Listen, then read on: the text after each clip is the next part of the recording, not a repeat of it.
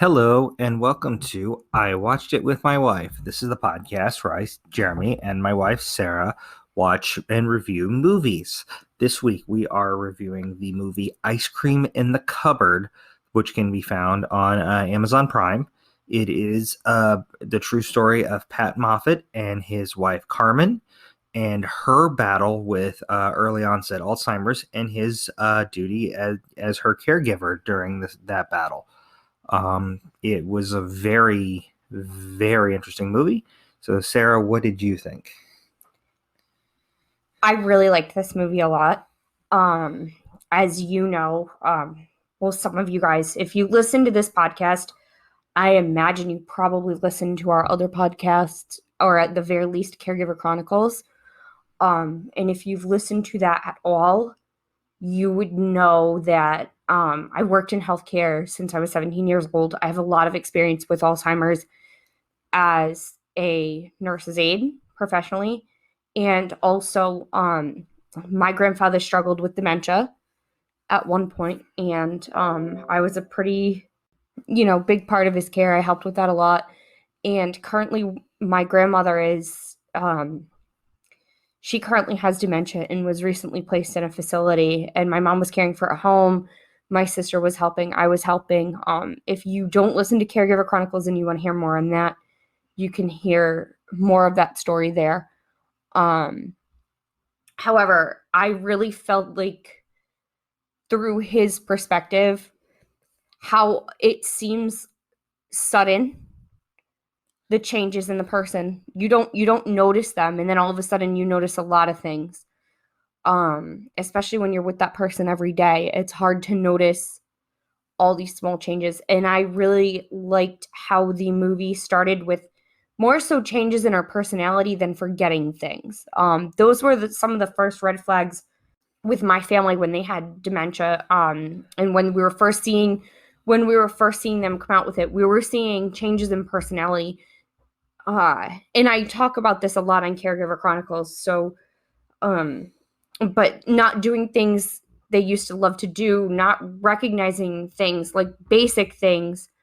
And it seems like maybe they're just overwhelmed, and it can seem like so innocent. And then all of a sudden, like, hey, wait, or them bringing up a story from years before.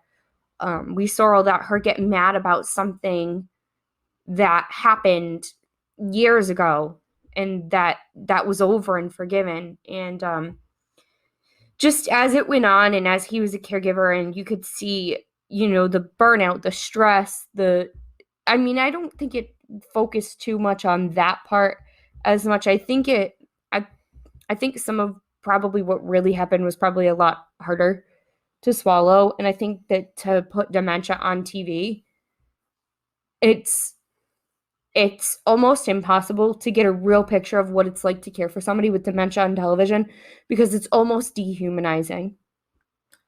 Yeah, it seemed, just from what I've seen with your grandmother, that's my primary experience with any form of dementia. The struggles she has gone through and the struggles the family has gone through would seem dehumanizing on TV. So, yeah, this is a sanitized version of what happened, I'm sure. I'm sure things were a lot worse for Carmen, and were a lot worse for Pat taking care of Carmen, than what we saw.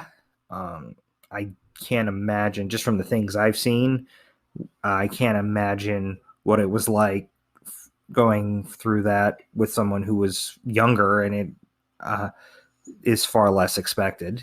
Not that it's ever expected, but it's far less expected in younger people. That's why, they discussed in the movie how early onset Alzheimer's is more aggressive in younger people, and you saw that in the movie, and I just feel for anybody who's ever had to go through that. Yes, and something I just want to throw out there really quick. It's just a statistic that and it's just a couple facts on dementia, and I just think that it's important. If you don't listen to Caregiver Chronicles, we do have a dementia episode where we talk about, the early like the beginning of dementia, the first thing that I want to say is not dementia is not normal aging. So if somebody is having like a change in personality and an increase in forgetting things and forgetting like major things like where they live and stuff like that, you really really want to get on that and pay attention to that. And maybe you should listen to that episode. And I'm not trying to plug it. I have so many facts and so much information and examples on that one, that it is a good one. And the other thing is 5% of dementia cases start before age 65.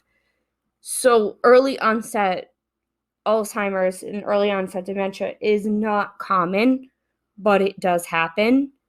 And we don't know if that 5% is 100% accurate either because of diagnosing. It's not always diagnosed. Sometimes it can be misdiagnosed as depression, anxiety, or other issues. So it was just something that I wanted to throw, just a statistic that I wanted to throw out there. And that's as of 2018, that statistic. I don't have a 2021 statistic on that for you, and I apologize. But yeah, and you see the kids, they're a small part in the film, but I'm sure they were a bigger part of the caregiving, yes. I'm sure that they were definitely a bigger part in her care. At the end, you see the daughter, Carmen's daughter, meeting with the doctor. You know, it's I don't know, it's just hard. And I've said this before, dementia takes your loved one away from you twice. You grieve for them twice. It takes their mind away. It takes their personality away from you, where they're just the shell, and then you lose their body later. And it's so hard. And, you know, again, I've seen this so many times just at work. I've seen people come in to the facility where I'm at, or even when I worked in an Alzheimer's unit, and I've watched the progression so many times to say that it can be really fast for some people. It can be really slow for others. They can plateau. They can have ups. They can have downs. There gets to a point where medication doesn't really, other than like psych meds and sedation and things like that, where medication doesn't do as much. And my heart broke watching this film. I really did. I really felt for the family, especially knowing that it was a true story. I really felt terrible for Pat Moffat and Carmen. It just hit home for me. Yeah. Really much. I think this is the most relatable movie we've watched. Definitely is the most relatable to our personal situation.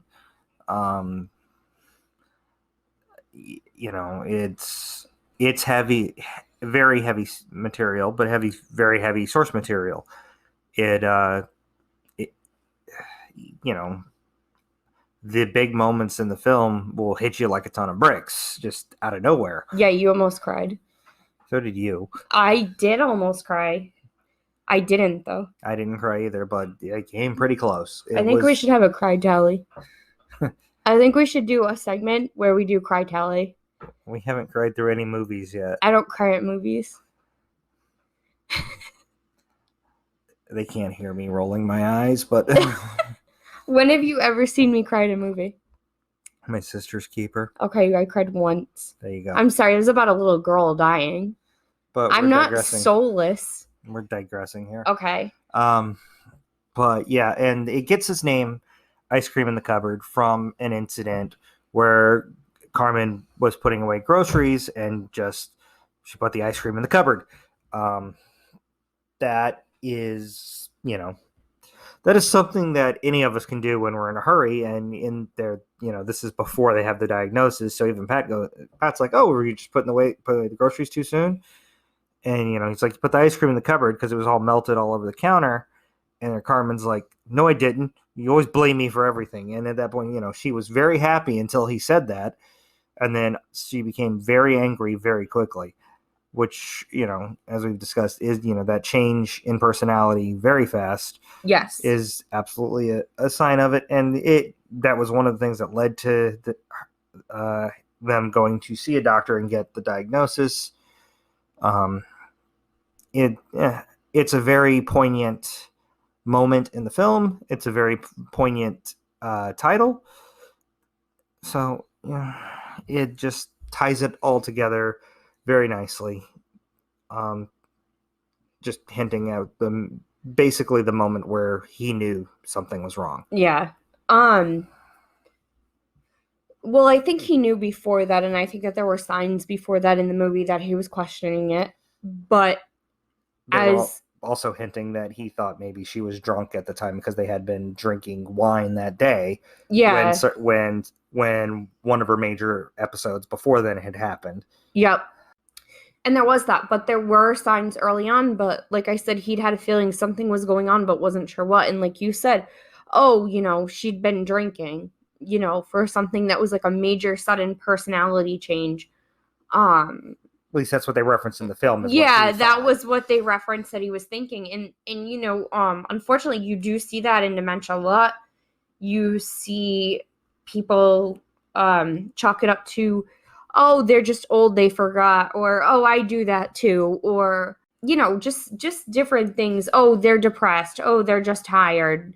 For the early signs. So it's so important to keep on your loved ones. If you notice something like that, it's so important to check on them and get these tests. I actually think that after a certain age, they should make the dementia screening mandatory. I was just thinking when we were noticing an issue with Meme and we pointed it out to your mom and she didn't want to notice it at the time, she was just like, well, she's always been slow. Yeah. And which is true. My grandmother always had like cognitive issues. She always had what would have later been diagnosed as a learning disability, I believe. She always had trouble learning, and she's always done things that were kind of off. And when we started to notice things, it was like, well, Mom, it's more than just that because it's the personality change. But eventually my mom did realize, and it didn't take her too long, but it did take a minute. So, but yeah, if you need more information on that, definitely check out our Caregiver Chronicles episodes on dementia because has a bunch of facts and figures. And I've got statistics. I've got resources listed on there. I can also put that episode on our Facebook page for the I Listen with My Wife for the ice cream in the cupboard. Just in case you need that information. We're not doctors, we're not specialists, but we've experienced things, and we want to make sure that if you're going through something that we're here for you and that we are a resource for you. Right? Absolutely. But back to the movie. Yes, very powerful movie, very poignant movie. I don't want to rank this one the way we normally do, just because I rank it. Well, it's a 10 out of 10 in that case, but I don't want to rank it the way we normally do, just because the subject matter is so sensitive. It gets it across perfectly. So yeah, it's a 10 out of 10 in that sense. It's almost like an independent film from the way it's made. I believe it was nominated for an award at the Newport Film Festival as well. I'm not sure if it won it or not. I have to look that up. Maybe, but it was very powerful. I would recommend everyone to watch it. I would recommend, especially if you have dealt with, the Rhode Island International Film Festival. First place. Yep. In 2019. Best film narrative. Yeah, as far as plotline goes, I think the plot goes along pretty well. It's not a movie with an aggressive plot. It's not an action movie. Mm-hmm. It really is a somber love story. Oh, it really is. It's not an action movie. There's no explosions, which I wasn't really expecting any. There were some funny scenes. There were a couple scenes that made me chuckle a bit. There was an explosion between a father and his daughter, both dealing with grief at the time. And Carmen. Yeah, well, she's had explosions, but of course, the poor woman's going through hell. And also the golf course scene. I laughed at that because I was too relatable. Yeah, I think that was one of like the scenes in the movie because I've had those moments as a caregiver where I've just wanted to just throw things at people who have no idea what's going on. Yeah. or who just don't care or have no empathy for people around them. And he basically, his wife wandered onto a golf course to walk the dog. He overslept. He got up. He found her. He was looking all over for her. He found her. She's on the golf course. These young guys, they're all pissed off at her because she's in the way. They're drinking. They got fancy golf clubs. And he grabs them and knocks their beer over and starts whacking their beer with the golf clubs. And he's like, my wife has dementia and I'm stressed and I didn't sleep and I can't get mad at her ever again because she can't help any of this. And that moment is so raw and so relatable that I have had moments like that where I've just been flipping out, like with about taking care of a child who has no idea what's going on. He's breaking everything in my house and I can't even get mad at him because he doesn't know. Or my grandmother is threatening to kill me right now and I can't be mad at her because she has no idea and I just have to calm her down. And I just yeah, it was just a very, very relatable moment. And oh my God. Um and it was one of those moments that made you kind of want to laugh and cry at the same time. It was, Yeah. it hit you. Yeah. It was raw. It was a funny moment to see him do it, but at the same time, it's really sad because there are people who go through that where they need an outlet, and his outlet was That moment. that moment where people that were kind of harassing his wife because she walked the dog onto the fairway of a golf course thinking it was a public park, and they don't know her situation, but they're still being less than nice.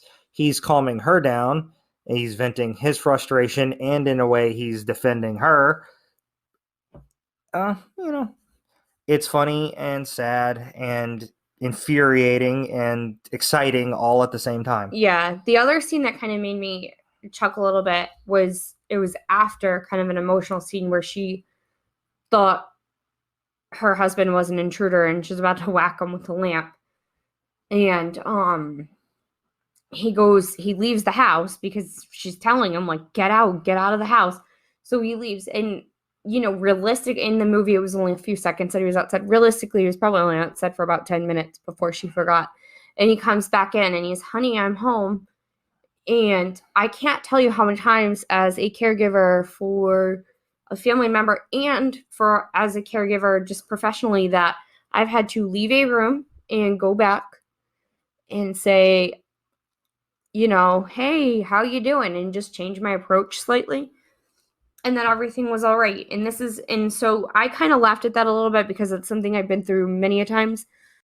It was just very relatable for me as far as, and I'm fortunate, it's not my spouse going through this. I can't even imagine that. But Hopefully, we'll never have to. As far as taking care of people with dementia, taking care of my grandmother, my grandfather, etc., it just was really raw and relatable. Again, as far as the plotline goes, great. I think it was a love story. It was a somber love story again. And again, I think we ranked this 10 out of 10. We didn't do a snacks with Sarah this week. Yeah.